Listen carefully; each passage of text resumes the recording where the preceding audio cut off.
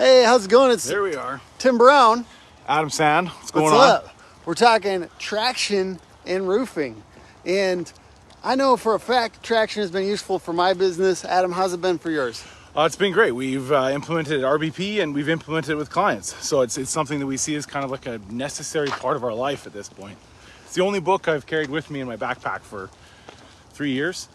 So traction, Entrepreneurial Operating System, and it's essentially like a what do you call it? It's an operating system.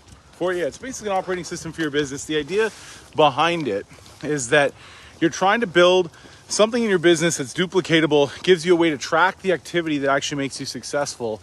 And if you read the book Good to Great, and I read it and I went, wow, I'd love to build a business that was good to great. And I read this when I was 20. Then this guy, Keith, was telling me to read this book, Traction, for a long time. And I was like, yeah. And I've read a lot of books. And I was like, yeah, whatever. And then I finally read it. I'm like, holy shit, this is like a workbook for the book Good to Great. So if you read Good to Great and you like it, well, then it's like a workbook for that. Yeah, and I feel like the funny thing is kind of wish there was just like a playbook for a small business, right? And I know that there's a lot of things that try to be that. E-Myth Revisited is another really good one. But there's not really, there's no, it feels like there's no rules. Yeah. And it feels like there's no, framework for running a business. There's no, so you just get into it and you're flailing out here. And I think EOS and the book Traction. It kind of gives you a framework from which to run it. Yeah. So the reason that I guess, what is it that you think, Tim, would be valuable for your audience to hear about what we do with it? Because, it's such a far-reaching subject. Yes. It's everything about running your business. Yes. So what are the kind of key tools in EOS Traction that you think are awesome? Isaac Smith says he read Rocket Fuel. Isaac, Rocket Fuel's a good one. I love that book. That actually taught me a lot after having been in Traction for a long time. My favorite thing about the book is actually the level 10 meeting, right?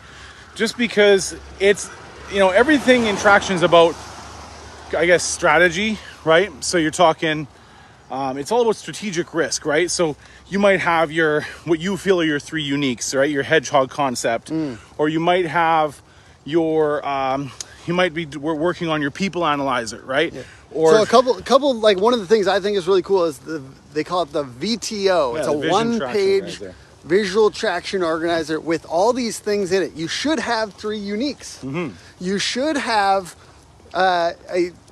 basically like a branded process. You should have something that you follow every single time. They say to laminate it. There's a couple old school things in this book. Yeah. You should have a built out process. In our situation, we kind of made it into a digital asset and then made icons for the steps, So you should have a branded process and in place in a way that anyone can see it.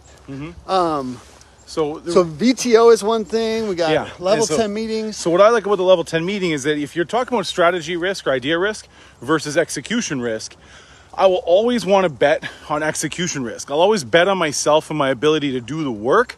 I won't necessarily always bet on my idea being the best idea. And so the level 10 meeting really focuses on, it's like you read the book Traction and you do 90% of the book, but there's only 10% of the book that you consistently do from now until forever, and that's the level 10 meeting. Yeah. So that's my favorite part of it, right? Because the quarterly rocks, you're going to revisit every quarter, right? If you finish 10 years, then you're probably going to start a new VTO with a new 10-year plan, but you're going to do level 10s every week. So quarterly rocks, Adam mentioned, this is having department level, and people goals that that happen every quarter. I think that for me, it's not that revolutionary in business, but for me, the quarterly rhythm on stuff was really useful. I remember that was something for Joe, my business partner back home, when we implemented Traction at first. Is he really liked that quarterly rhythm, right? He liked the idea of thinking about the business in terms of quarters instead of seasons, right? Instead of the whole year, the whole winter, thinking about it in terms of how does our business operate on a quarterly rhythm. Yeah, and I read this at the same time I read a book called 12-Week Year. And it's kind of like it really hammered into me this point that like, if you think about each quarter kind of like a year, Yeah. you know, like you can really get a lot more done. Yeah. It's like, it's kind of crazy because what if you took your year goals and you tried to knock them out in one quarter? And I know that there's some things you can't do like that, but a lot of things you can. You can get a lot more done if you think in quarterly rhythm. Well, and most people they get distracted. They get, like so many people in business, they get distracted because, you know, I'll use you as an example. I beat you like a Cherokee drum over doing a HubSpot website, CMS, right? And one thing that I respected about you was that you stuck to like one of the core tenets of something like traction, which is better, more, and then new. And you really wanted to focus on doing more of what you've really been focused on making better for a long time. So in business, you got to do things better. You got to think, how can we do our SEO better? How can we do our customer service better? How can we make our response time better? How can we make our quality better? Can we show Thanos for a second? Yes. Thanos, hey, come here 1 second. Hey, I gotta show. Oh yeah. I don't know how to hang out with you like this. Yeah, he's like, he doesn't understand phones, but he knows there's squirrels around. We're looking for squirrels. Yeah. Hey, that's your business without traction. Squirrels all the time, Constant baby. squirrels, yeah. Thanos does not have his way. quarterly rocks figured out at all. He's just like constantly looking at all the squirrels around here. So anyway, so you focused on better, right? Yeah. And you did what you were doing We're already. actually gonna turn around at that Mailbox? Mailbox. So you focused on doing what you were doing better, and then you were trying to do more of it. And I wanted you to do something new, right? And you did the right thing and said no, right? And you didn't do the new thing. We just go a lot slower now. I used to be the guy that would literally turn the ship constantly, and so like, still thinking about it. Yeah. It's on the table. Let's pop a Yui. Okay. Look at this lake. I just know where the signal goes bad. You guys probably know where the signal goes bad half the time if you watch this a lot. Yeah. So traction is absolutely necessary. But yes, it's important to read the book and follow the instructions, right? You have to get your vision sorted out and your mission sorted out, because so many roofing companies can get hard, right? Because you're doing the same thing the same way, like you're installing the same shingles with the same people, the same amount of time, using the same tools. How do you get a mission, right? How do you get a vision, right? How do you? Hey, let me throw something on here. These are beautiful tenets. If you go read this book, your business is gonna be better. So Adam, his business, roofing business partner, or RBP Consulting, he works with all types of businesses, but has a lot of experience in the roofing industry. They do HubSpot implementation, but they also do like CRM audits, things, whatever CRM you're on, he can show you the inefficiencies and show you ways to make it better. Make it better. He also does sumo quote implementations, so beautiful proposals for roofing companies. He'll help you build that out, including design work. Your team does design work and automation and stuff like that. So what I want to offer you guys, for anyone watching this live, is if you sign up, I'm gonna put a link below. Actually, if somebody's watching and they want extra credit, go drop Adam's link for, I don't know if somebody would do this, but if somebody's an ally of ours and you want to drop a link for their consulting in the comments, I will buy you the traction book and send it to you. So if you go sign up for a intro call with these guys, I will buy you a traction book if you're interested in these services. I'll keep you in the list. Yeah. Other than that, yeah, you should be on traction if you're not. And if nothing else, this is a great book for just business concepts and grabbing nuggets, but you probably will fall in love if you read it. I'll tell you that. Yeah, most people do read it. They fall in love with it. First of all, everybody give a thumbs up for Tim, because you don't realize it, but he's holding his phone out like this. Like, he doesn't have a selfie stick. He's literally got to like hold his phone out like this.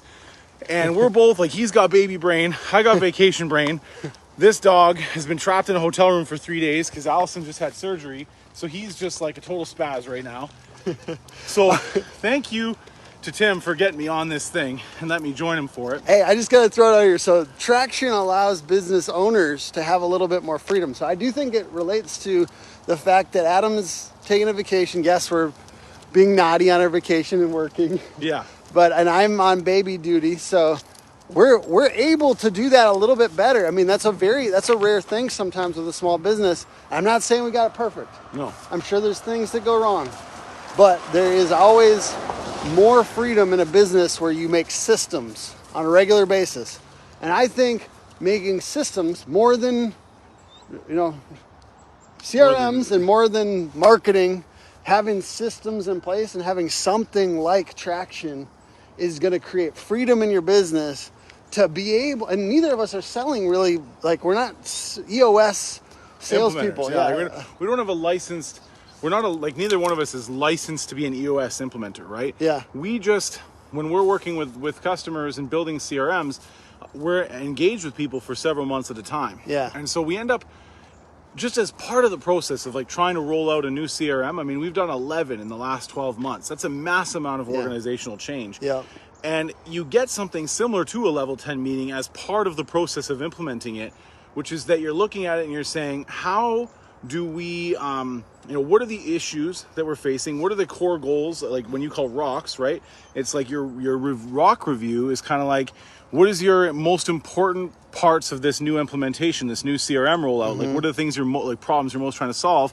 And then as you're rolling it out, you're going to identify issues, right? When you don't hit certain targets or you're not getting certain things built. Oh, I love having that on a Google Doc, and then everyone, you bring your issues, you put them into this doc. Yeah, and then every time, and then we're going to solve. We are going to meet on this every week.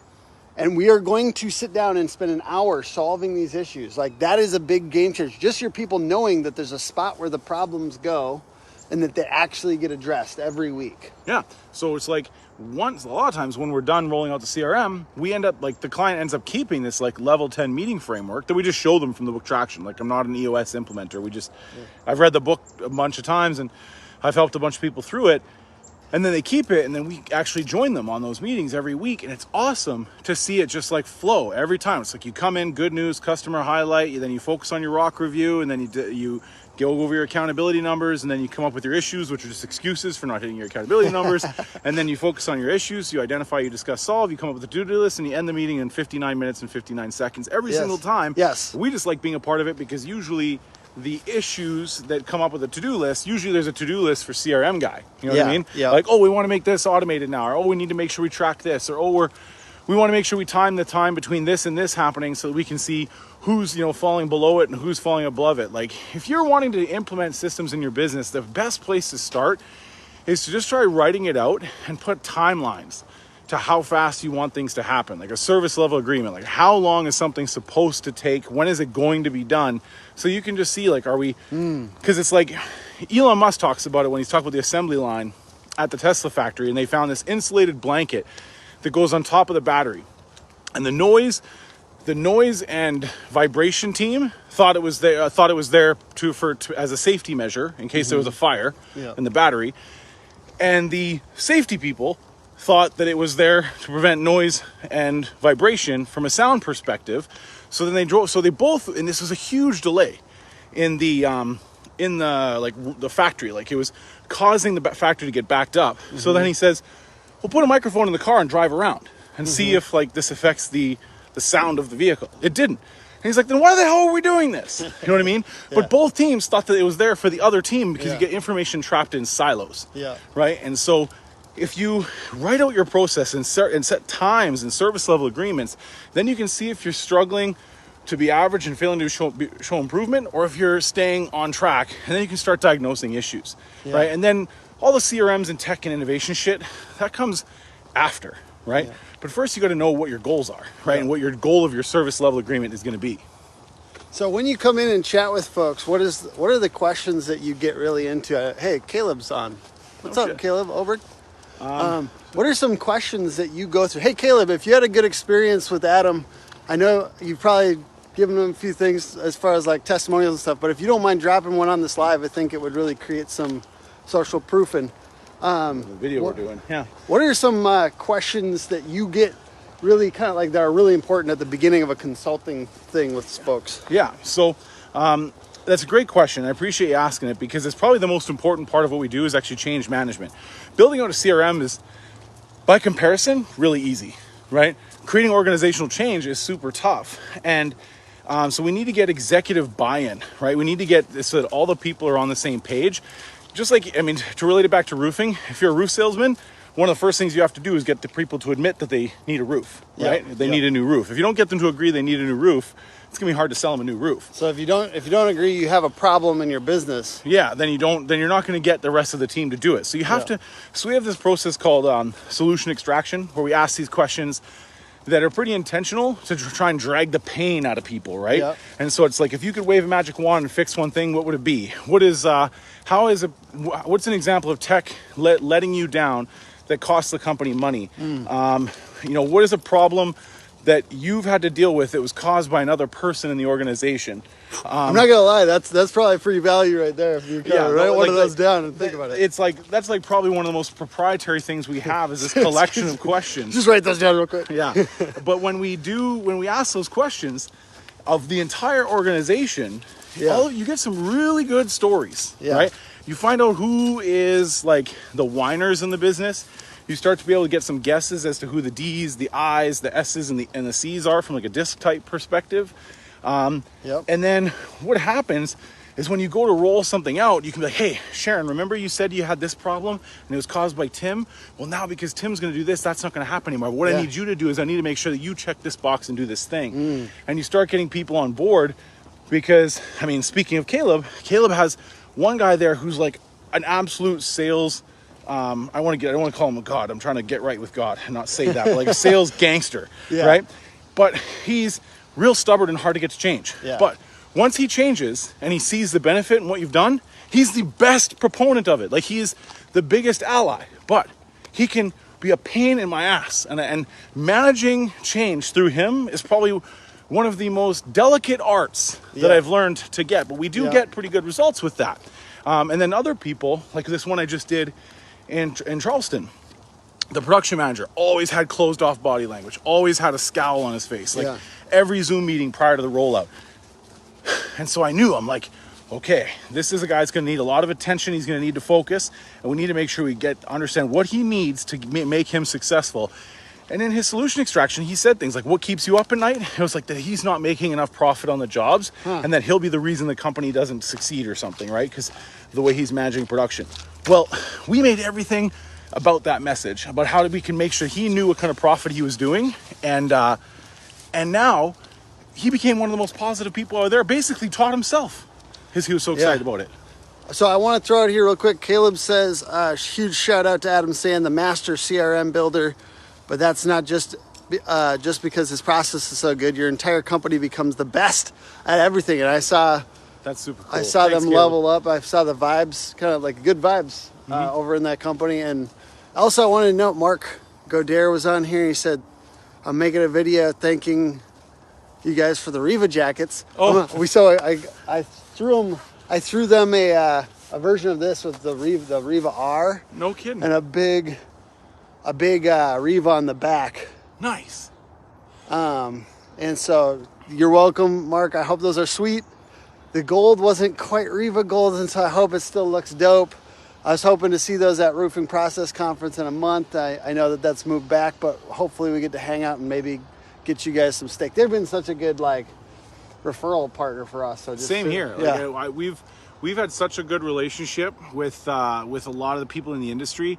A lot of people look at it as such an angry competitor thing. And yes, I see that Thanos is taking a dump in the field. We're both kind of like, well, it's going to be a steamer. But we've had really good relationship with Riva. We've worked with them, collaborated with them on projects. We've come in after them. We've come in before them. And it's really an awesome team over there, because I'm jealous, because they've done the work of building this inside outside thing for 3 years. So when they go and inside outside sales, I'm sure other people know inside outside sales format, they did the work of building it over 3 years, and real knows real. So we recognized that when we accidentally tripped across it in August, and then through the process of working with them, I'm kind of jealous, because they can come in and they can convey the message in 3 days, get everybody excited about it, and they can actually create organizational change in 3 days. It takes me 30. So they have such conviction and belief in what they're doing that they're changing the industry one roofing company at a time. I almost wonder why Martin would give it away, but the whole idea is that he's The whole idea is that he's now at a point in his life where he's about the impact that he can have, and I really like seeing that. Yeah, I mean, it's just crazy. So Adam and I also, we're doing this live partly because we're starting to have a lot of clients in common, I think, too. We want to hang out a little bit. It's just good to kind of like see what other people are doing that are serving the roofing, the roofing companies that you're serving sometimes, so that you can be a better partner to them and to each other and all that. So yeah. Well, I mean, the whole idea is that like there used to be not a lot of humility in the industry. It used to be a very like competitive thing, but I mean, there's so much benefit in just being humble and trying to be a good industry teammate, because we're all just trying to make the industry better at the end of the day. Like we could pick a lot of other businesses. Roofing's just where we ended up, and I really like working with other people in the industry. I don't feel like I feel like I'm on my own island. Like, I wish I could find more people to do what I do, because I could hire more people to do what I do. Or I can maybe steal employees from other people, but I don't find a lot. So I like being a collaborator in a lot of ways. And there's so many different ways to skin the cat that there's almost nothing that's ubiquitous or absolute in this industry. There's so much that's like, there's so many different ways to win. It's like Caleb was talking on that Ascend podcast with radio. Some people think radio is absolutely nuts, but I mean, we got to be humble. I mean, it doesn't matter how great you are, you still got to pick up your dog's crap at the dog park. I mean, maybe if they're we'll zoom in on this when he does it, right? Adam, your stuff sticks through, so you don't undervalue yourself in what you do. We're hunt or dog shit hunting. Oh no, you know what? It wasn't even that big of a deal. I'm not going to actually zoom in on it. No, we don't need to do that. But that was a little one, because you already trapped once in your backyard. I think, with the not being competitive thing a little bit too, is a lot of times, like, this really stuck out to me. I think it was like 2017, I went to 10X Growth Conference. One of the takeaways that I had, which is Grant Cardone's thing, and one of the takeaways I had was, your competitor is not who you think it is. Your competitor is not the person who does what you do. It's actually apathy. You're like, they potentially will not move forward. In roofing, you've kind of got a benefit, right? The apathy can go down really quick if there's a leak into your house. That's a beautiful thing. But still, you're not really competing a lot. Like, you're probably competing less with other roofers than apathy a lot of the times. And same with people serving the roofing industry. Like, for instance, SEO, like, I think of competitors and I'm thinking about them sometimes, but then really most people are just not going to do this thing. They're not going to do it. There's probably 60, 70, 80% of people are not going to do it. So really I'm competing with that apathy of maybe even I thought about it once, but now I'm not going to. And even competitors, or people that I think of as competing solutions, are educating the industry about this and making it more likely that they'll even want services in the future. So thank you to all my competitors out there, and I think you should think of it the same way too with that, and we should all be collaborating is what I'm really saying. Yeah, I think that there's a lot of here. Let me take a load off there, brother. But I think that we could all be working together to create a lot more education on like the averages in the business. Because the question I get the most often is like, well, what do you think is this, and what do most people do here, and how much, like, what should I do there, and what should I do here? Like, Nate Schwepp, I mean, I was having a conversation. I've never taken $1 from the guy, at least not that I can think of, but we talk like probably once every 2 months, and we have conversations, and he's just like struggles to know what to focus on. And there's so many competing different beliefs, and I think that some data analysis on what's actually going on in the industry could be helpful. Yeah. And so, as the industry experts can start to combine and I think give some advice to that smaller contractor, maybe there's some value in that. I don't know. I'd have to like meditate on it a bit. It's tough though, because you, like, as far as a roofing business owner, I would say you shouldn't have 5 giant new initiatives next year. Do you know what I mean? Like, absolutely. You're going to leave. Everybody's leaving RoofCon right now going, okay, so I need to start a podcast. I need to get some stock footage from Just Share Media. Yeah. I got to go get a website. Hook Agency talked to me about I need to start focusing on my SEO and my content. So I got to start writing blogs. But then I also got to think on impact over income. So I got to like have a mission statement. We got to get our guys and go into the forest and sing Kumbaya together. But then we also have to make sure that we're focusing on getting. We got to get catch-alls now. We got to get catch-alls. We got to put that in everything. But then we got to get a catch-all truck like Caleb Oberg talks about. But then we we have to also make sure we're doing like it's never ending, exactly. right? Yeah, for real. I got to get a rep card.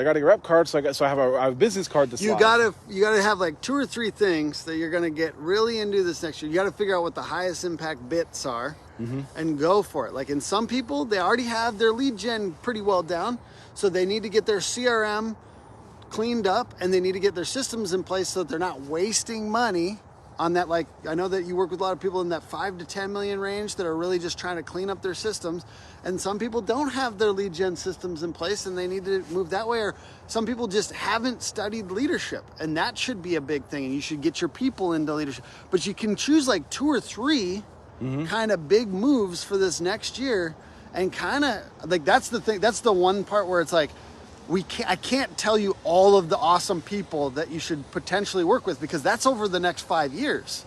You should choose 3 things that you're really hammering this next year, and then do another 3 the next year. You know, like it's patience, man. It's patience and time, and that's the ultimate life hack in my opinion. And like, that's a lot of patience though. It's so much patience. Well, it's because it's boring, right? It's doing the common sense thing for an uncommon amount of time without convincing yourself you're smarter than you think. Doing that like consistently for a long period of time. The customer service will always work. Do it better, do it faster, do it to a higher degree more consistently. How do you create that opportunity in your business? Like, hey, I have a question for you. So a lot of people give you a lot of props and say you're like a crazy genius, right? Roofing genius, roofing business genius. Dude, Dustin Biegler, CEO of a $100 million roofing company, said he's not the smartest person in the room, it was Adam. So how do you not let that go to your head? Because I know like Gary Vee talks about it a lot. Like, I don't really think about the haters, and I don't really think about the people just blowing smoke all the time. So like, how do you kind of keep that balance when there is so much back and forth? Yeah. Well, okay. So Alex Hormozy is like 32 and he's got $100 and something million. The kid that started Gymshark has got $1 billion and he's like 22. Like, I mean, like, I am not the smartest. I'm like, if you're smartest guy in the room, you might be in the wrong room. Yeah. And that's why we kind of continue to just kind of keep working with like higher level, bigger, more visionary owners, because we have to keep putting ourselves in that position, be challenged by our clients, because $7 million roofing company doesn't challenge my ideas. So if you're the smartest, oh, good, that's on. Thank you. Good job, dog. Now he's going to be wet and muddy in the truck. Just Zoom machine over here. But yeah, so if you're smart, so that's the thing. So I try and just continue to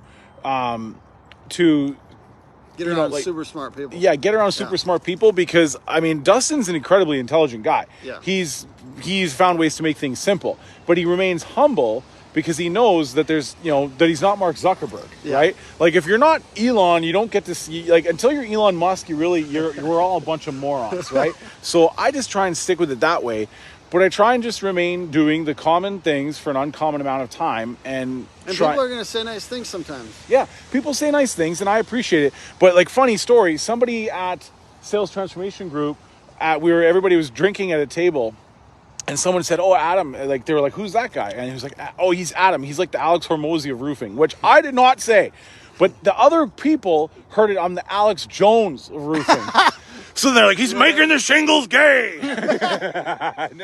So then that became the joke of Sales Transformation Group. So, don't believe everything you hear, folks. But yeah, so then that's Alex Jones' joke. He's making the frogs gay. Yeah. Okay. Yeah. So it's like, I try and just remain humble, and people say that I'm smart, and I appreciate it. But I'm not, like, I make mistakes too, and I'm smart with certain things. I'm not smart with other things. Like, I had someone say that I'm a better consultant than I am investor lately, and that was a really interesting thing. And I'm like, you're right, and that's where I have room to grow. I mean, in a roofing business, you're solving 15 problems that are in like 3 main veins of the business, and I mean, the 3 main veins are just customer acquisition, execution of your business, and keeping all the money straight. That's it. Those are the 3 veins of business, and there's really like 5 problems per vein, and so you're just constantly solving those problems. You're just keeping the plate spinning, and when that plate starts to wobble, you have to go back over and spin that one. And some people just get to do it to a higher degree. It's amazing to me how we have, like, I'm trying to make sure we get Tim in there, but it's amazing to me how we get some people in business who have... We gotta zoom in on this hat too. Oh, what's that? Keep on going. Oh yeah, show me your margins. Yeah, because most of the roofing companies out there don't know the difference between markup and margin, and we do sumo quotes for people, and they're like, yeah, make it 35% markup, and I'm like, no, you want 35% margin. The coach that you're talking to said margin, not markup, and we were like, no, we want markup. That's too much money. And then 2 months later, they phone us and say, can you change that to margin? Yes, we can. But there's some people in this industry who absolutely struggle so much, and they make everything look so hard, and then there's other people who come into this industry and they're like, yep, we're going to go to 100 million in 3 years, and they're going to do it. Like Stanford educated people who are just surrounding themselves with like really smart people. There are some people who are like some mercenary business people who are coming into this industry to absolutely bully the industry, and we got to be smart, right? Like these people are coming to take our lunch money, right? And if we don't surround ourselves with smart people, we don't stick together as an industry, you're gonna see a lot of people end up, kind of not happy with the outcome of their business, and that's okay. But maybe they can go get jobs. Maybe they can go work for other companies, and that's I go to the doomsday thing quite a bit. But I think I tend to, because I've been emotionally managing my team, and I'm working on my business, not in it all the time. Although I think you got to do a blend, right? Mm-hmm. And one of the things just to kind of like emotionally manage them, I'll say like, it's not die or just rocket to the moon. It's shrink and grow. Like you might not die. Your company might not die.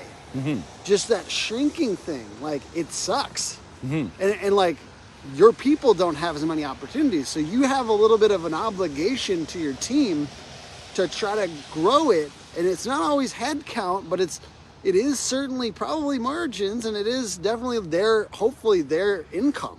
Mm-hmm. You know what I mean? So like, I think like, thinking of it like, just, do we want to drop 20% when this recession goes full force? Or can we actually find a vein because other people are drawing back and saying, oh, you know what, I'm going to not market. Yeah. I'm going to just stop marketing. Don't make too many changes. Like the lessons that I've watched play out is like, don't make too many changes too quickly. Yeah. Right? There's so many unintended consequences of change. It's about doing things better, doing those things more often, and then doing new things. Mm-hmm. Right? And the stuff that you have to do better is all the shit that you don't want to do, that's obvious, that's sitting in the back shelf of your brain, that's not exciting. It's how do we get back to customers more often? How do we touch customers more often? How do we produce more content? How do we get on more people's pages? How do we get in more people's minds? How do we get on more bus benches, more Facebook ads, more like doing the kind of marketing that works on Facebook, put it on a bus bench. Doing the kind of marketing that works as an audio ad on a podcast, put it on the radio. Doing stuff that works on Facebook, put it on TV, doing the stuff, like it's just doing the boring stuff, the common shit for an uncommon amount of time. Ooh. Without convincing yourself you're smarter than you think. That's just such an easy. I love it. It's just so simple. And I traveling around the country, I've learned so much in the last 12 months. I actually really appreciate all my clients because I learn more from working for them than I become smarter every time I leave. And I try and add that to the collective hive brain of like what RBP is. It's like we're the collective hive brain of some of the most, I would say, some of the biggest visionaries in the industry who are willing to spend some of the crazy, like Patrick Carr said to one of my employees this weekend, you guys are like really expensive. Right? He's like, it's like really high cost for everything you do is just so much. And I said, yeah, but like those people that pay it, they have the vision to see what they're trying to do. And then we get to focus on dream outcomes because we're getting paid to like focus on less shit, but cooler things. Yeah. And I'm guessing you're selective with the people that you work with. You probably don't just go out to every single. Yeah. We turn more away or ignore more messages than we actually get back to. Like So why is this guy selective when he's somewhat expensive? Well, because it all starts like way back in the day. We did a project where we wanted to get involved in making job nimbuses, right? No hate against job nimbus. I mean, you guys use my favorite CRM in all your marketing videos. I see the HubSpot tabs in the corners. So, I mean, I love job nimbus. But I originally tried like making job nimbuses for people, right? And we did this whole thing. And then what happened was like, we constantly kept saying, no, we can't do that. No, that it doesn't do that. No, the software doesn't do it. But how did they come to me? They came to me because they heard Adam sounds smart. Adam does CRM stuff, right? And they were like, so then they came to me and they're like, well, I thought you were the guy. Like, I thought you could make it do that. And you can make it do that. And you can make it do you're so. And then we actually got impacted because of what like Job Nimbus couldn't do. And it's not just Job Nimbus. Like it's all of them, right? Yeah. And so then We just decided that we wanted to work with people who like, the marginal utility of more money in their bank account had a diminishing rate of return on their happiness. They don't need another boat. They don't care about another car. Another vacation isn't going to make them as happy as if their business could run the way they always knew it could or should. And they want to embark on the massive, massive journey of organizational change that it takes to do that. And when you start to like really hone in on who your ideal customer avatar is, and not every business gets one. You know what I mean? Not every business gets an ideal customer avatar. Like roofing, it's people who need a roof that were impacted by the storm lately. You know what I mean? Like it's not necessarily getting to pick an ideal customer avatar all the time, but for us we do. And so then when we do, then you start to develop questions and marketing that's designed to attract and pre-qualify those people, because then when you get to work with your ideal customer avatar, you're like working with friends. Like most of my customers are friends. Like one of my clients has a HubSpot tattoo on his leg he just got. So we like work with friends and people who think like us, act like us, and want to see the industry evolve like we do. And that's why we become selective, because we just want to work with awesome people with awesome ideas like us, because they got the strength to the grit to pull through this project. No, I love it. And I, when people talk about price and expensive, because I get that, I just think about it like, are we trying to save money here? Or are we trying to make more? I mean, I get that. I think some people, and I see a lot of like people stuck in that 1 to 2 million range that are just so focused. And I mean, yes, that's revenue, and we're looking for margin here. That's an important distinction. But stuck in that range and just are so focused on like getting the cheapest possible everything, and then they stay there for 5 years. Because like part of my thing is I let money go, and I know that we're talking about purchasing expensive things here, but like this is money mindset stuff. Like I let money go out. I try to do it with like love. Yes, I'm letting money go, because guess what? I'm investing it. And that is literally my mindset about money. I'm not focused on like holding it all. I'm not trying to hold all my money. I need it to flow. It's like, I mean, you can take it to the core tenets of a lot of things. Like The Secret talks about it. Yeah. In the Jewish faith, they talk about tzedakah and tithing and getting pledged and doing things like that. Giving money away makes like in the Christian religion, talks like giving money away means that you have more than you need, and since you have more than you need, then you will find opportunities to make more, because you know you have to give it away. I'm not equating our businesses to charity. Not to charity, but what I'm trying to say is that like it's a mindset. It's a mindset of I love this. I think it's a very important mindset. I use it all the time. So like that's why I'm talking about it. I'm just like, when people think something's so expensive, and it's hard to scale a business and to hire awesome people. So I think that it's good to you should be more expensive. I usually think roofing companies have opportunity to improve on that. Like roofing companies do. We just had a talk with a guy that was looking to buy a Sumo Quote, well-known guy in the industry. Lots of people know like who he is, because he's one of those people that's at every conference. He's everybody's friend, right? He's one of those guys very active in the groups, but he's perpetually struggling, right? And we talked to him about a Sumo Quote, and it's like, oh yeah, but like we don't charge for that. We don't charge for that. We don't charge for that. We give that away for free. More roofers should give that away for free. And it's like, you're doing the wrong kind of charity.